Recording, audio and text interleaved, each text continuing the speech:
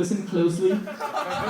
I assure you, it'll be very entertaining. So, okay, Untitled.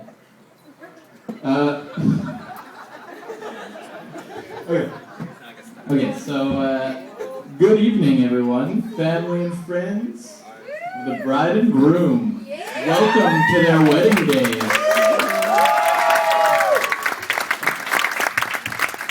For those who don't know me, my name is Stacy Billingsley. I am the brother to the groom and also his best man. Of course, this means I get the privilege of honoring the man, the legend, Christopher Leslie Billingsley, on this, his wedding day. That's right, everyone. You heard it during the ceremony. His full name is Christopher. Check his birth certificate. It says so right next to High River, Alberta, his birthplace, which he is very proud of. Ask him about it over a beer tonight. He'll tell you all about it.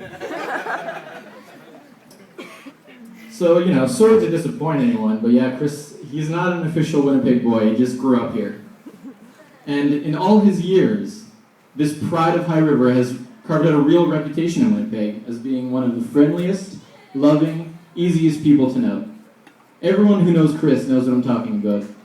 He's the kind of guy who will happily give you the shirt off his back, along with his last beer, all while excitingly cooking you up a delicious meal served with Calgary Flames toast on the side. But yes, it has been quite a road to this point. I know, I've seen it. I've known Chris for quite a while, after all. While we've only been brothers for most of Chris's life, we've been brothers for all of mine. It's been a real journey. Yep. That's very coded, that one. Chris experienced the first 18 or so months of his life without any siblings. That's right. Things were looking pretty good for little Christy. And then I came along to steal all the attention. Nothing like a little red-headed baby to corner the market on cuteness. Come on, folks. Did you see that slideshow over there? There's pictures of me in there. You know why I made that slideshow? Evidence. Well, to say the least, Chris was a bit perturbed over this development, and was more than willing to show it. The stories are infamous in our family, from Chris dumping Chinese food on sweet baby Stacy's head, Sweet baby to Chris opening that darling little Stacy's Christmas presents,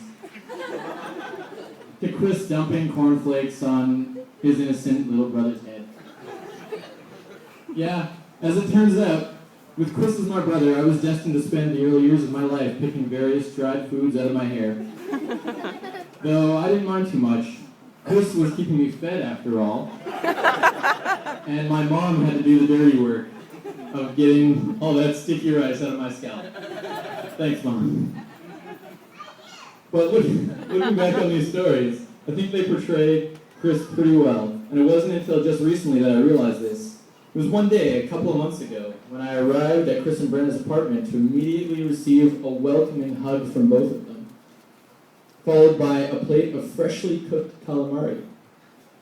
It came to me while I was enjoying this most delicious seafood. It wasn't malicious intent that caused Chris to fling that chow mein into my crib that morning so long ago. No. It simply was a preview of things to come, an early display of what makes Chris who he is, the kind of person who puts his consideration and love for others above all else. For me, this is Chris's defining characteristic. Through all the years I've known him, through all the changes that occur as time flies by, through all the highs and the lows,